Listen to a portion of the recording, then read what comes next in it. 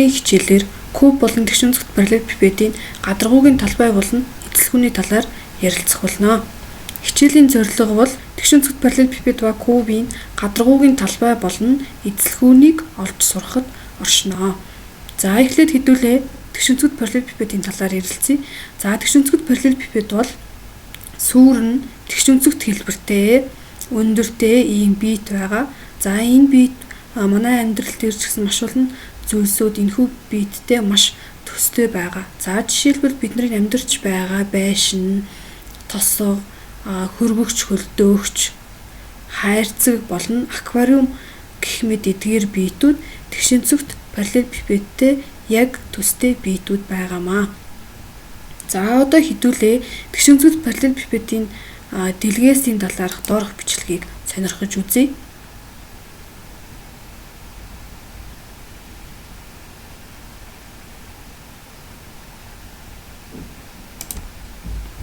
Энэхүү бичлэгээр тэгш өнцөгт параллелепипедийн дэлгээсийг харуулсан бөгөөд энэхүү бичлэгээс та нар тэгш өнцөгт параллелепипед бол 6 талстай дүрс байна гэдгийг харж болно. За тэгвэл дараах асуултанд хариулж явъя. Тэгш өнцөгт параллелепипед хэдэн талстай вэ? Тэгш өнцөгт параллелепипед бол дээд болон доод сүр, 2 хажуу тал, тэгээд 2 нүүр тал гэж нэрлэж болно. Ийм 3 ялгаатай талстай. Тэгээд талсууд дундаа 2-2-ороо ижил бөгөөд нийтдээ 6 талстай ийм биет байгаамаа. За тэгш өнцөгт параллелепипед хэдэн ирмэгтэй вэ гэсэн асуултанд хариулъя. Тэгш өнцөгт параллелепипед бол 12 ирмэгтэй биет юм аа.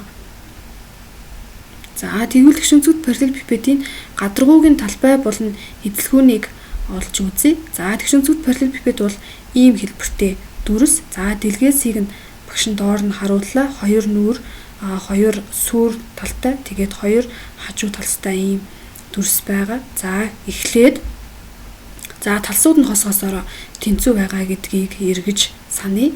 За одоо хэдүүлээ сүрийн талын талбайг олъё. Сүрийн тал бол тэгш өнцөгт хэлбэртэй тал байна. За иймд одоо дээрх тэгш өнцөгт параллелепипедийн сүрийн талын талбай бол А-г үрждэг нь Б болж байна. Нүүрний талны талбай бол А-г үрждэг нь С болж байна. Харин хажуу талын талбай бол Б-г үрждэг нь С болж байна. Иймд бүтэн гадаргуугийн талбай бол эдгээр сүрийн тал, нүүрний тал болон хажуугийн талуудыг дундаа нэмээд хоёртой үржүүлсэнтэй адилхан. Яагаад гэвэл талсууд нь хосгосоороо тэнцүү байгаа учраас. Хажуу гадаргуугийн талбайг болохоор 2 сүрийн талыг тооцохгүйгээр хажуугийн 4 талсыг тооцох аргаар тооцоолдог. Иймд А-г С-гээр үржүүлээд Б-г С-гээр үржүүлээд дундаа нэмээд хоёртой үржүүлсэнтэй адилхан болж байна. За тэгш өнцөгт параллелепипедийн эзэлхүүн бол урт, өргөн, өндрийн үржүүртэй тэнцүү буюу А үрждэг нь Б үрждэг нь С болж байна.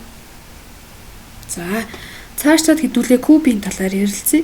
За куб бол бүх хэрмэг нь тэнцүү тэгш өнцөгт параллелепипед мөн юм аа. За куб бол ийм дүрс. За кубын дэлгээцийг багш доор нь харууллаа. За кубын жишээнүүд бол манай амьдрал дээр бидний өдөр бүр тоглодог куб байж болж байна. За кубын урт, өргөн, өндөр бол тэнцүү буюу одоо багш наа гэж тэмдэглэсэн байна. За куб бол 6 талстай, талсууд нь квадрат хэлбэртэй ийм дүрс. За куб бол 12 ирмэгтэй. Кубын бүтэн гадаргуугийн талбай болохоор куб 6 талстай, талсууд нь хоорондоо тэнцүү байгаа учраас нэг талсын талбайг олоод 6-гаар үржүүлсэнтэй тэнцүү. Иймд 6А-гийн квадрат болж байна. Кубын эзэлхүүн бол бас өндөр, урт, өргөний үржүүртэй тэнцүү буюу А-гийн куб зэрэг буюу 3 зэрэг болж байна. За одоо хэдүүлээ жишээ бодлонууд бодож үзье. За дүрсийн бүтэн гадаргуугийн талбай бол эзэлхүүнийг олоорой гэсэн ийм дасгал бодлого байна. За энэхүү дүрс бол тэгш өнцөгт параллелепипед мөн байна. Өндөр нь 7 см, Сүрийн урт нь болохоор 8 см, сүрийн өргөн нь болохоор 5 см хэмжээтэй байна. За ийм тэгш өнцөгт параллелепипедийн бүтэн гадаргуугийн талбайг олох энэхүү томьёогоо бичлээ. За одоо эхлээд 7 см-ийг 8 см-ээр үржүүлэх буюу нүүрний талын талбайг олж байна.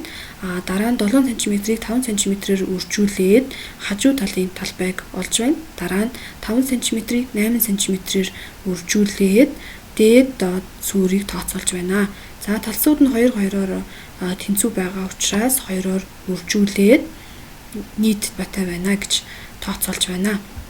За цаашлаад хэдүүлээ эзэлгүүнийг нь олъё. Эзэлгүүнийг олохын тулд өндөр, урт, өргөний үржүүрийг нь олох ёстой. Иймд 7 см, 8 см, 5 см-ийн үржүүрүүд нь 280 см куб болж энэхүү тэгшүнцүүд параллелепипедийн эзэлгүүн нь олдож байна.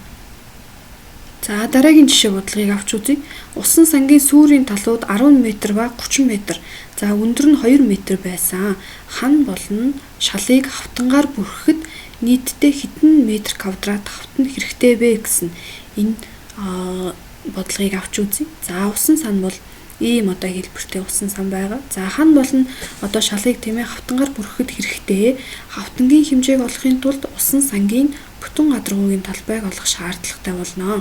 Иймд усан сангийн бүтэн гадаргуугийн талбайг олохын тулд бас томьёогоо ашиглалаа. За эхлээд одоо хажуу тал, нүүрний тал болон сүүрийн талуудын талбайг олоод хооронд нь нэмээд 2-оор үржүүлээд бүтэн гадаргуугийн талбайг тооцоолж байна. За энэхүү одоо усан санг хавтангаар бүрхэхийн тулд нийтдээ 760 м квадрат хавтан хэрэгтэй байна гэсэн тооцоолол гаргалаа. За дараагийн жишээг авч үзье. Кубын нэрмэгүүдийн уртын нийлбэр 240 см бол түүний эзэлгүүнийг олоорой гэсэн ийм бодлого байна. За куб бол 12 ирмэгтэй, бүх ирмэгүүд нь тэнцүү урттай дүрс байгаа. За куб бол ийм куб байгаа. За тэгээд иймд кубын одоо нэг ирмэгийг тооцоолохын тулд 240 см-ийг 12-т хуваагаад 20 см гэж олж байна. За энэ нь бол энэхүү кубын өндөр нь 20 см, өргөн нь 20 см, урт нь бас 20 см гэдгийг илэрхийлж байна. За эндээс цаашаа кубын эзэлгүүнийг олохын тулд урт, өргөн, өндрийн үржүүр буюу 20 см-ийг өөрөөр нь 3 удаа үржүүлж байна. Иймд 8000 см куб эзэлгүүнтэй байна гэж тооцоолж байна. За дараах жишээг авч үзье. За өрөөний эзэлгүүн 120 м3 байсан. За өндөр нь 3 м, өргөн нь 5 м бол хажуу гадаргуугийн талбайг олоорой гэсэн ийм бодлого байна. За өрөө бол ийм тэгшүнцэгт параллелепипед хэлбэртэй ийм өрөө. За тэгээд энэхүү өрөөний өндөр нь 3 м. За сүүрийн тэгшүнцэгтийн өргөн нь 5 м. За сүүрийн тэгшүнцэгтийн урт нь мэддэхгүй байгаа ийм тэгшүнцэгт параллелепипед байна. За тэгшүнцэгт параллелепипедийн эзэлгүүнийг урт, өндөр, өргөний үржүүрээр олно гэдгийг бид нар мэдэж авсан.